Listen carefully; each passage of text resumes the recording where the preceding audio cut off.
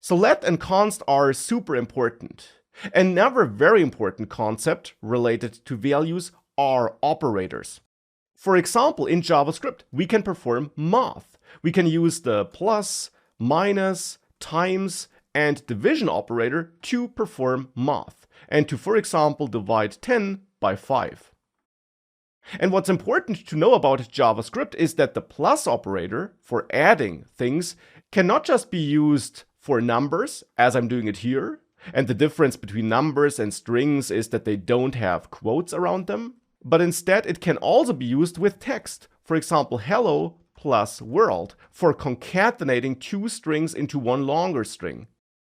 With that code, we would get hello world like this, as one word, because I have no blank anywhere in these strings. But as you can see, the plus operator works absolutely fine here. So you can also use it for concatenating strings.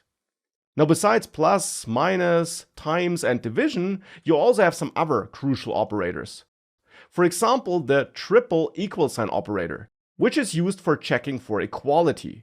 And this operator therefore yields a Boolean value. In this case here, false, because 10 isn't equal to 5. If I would be checking 10 equals 10, I instead would be getting true. Now, besides checking for equality, you can also check for things being greater or smaller than other things, or greater or equal, or smaller or equal. And these comparison operators are also very commonly used in JavaScript and will be used a lot in this course, typically in conjunction with the if keyword and if statements, which allows you to execute some code conditionally. For example, here I'm comparing 10 to 10, which is kind of redundant, of course. Typically, you would instead compare some dynamic user input, but for this demo here, I'm using two hard-coded values. And if this condition is met, which in this case here will of course always be the case, the code in the if statement will execute. But I'll get back to if statements a little bit later again.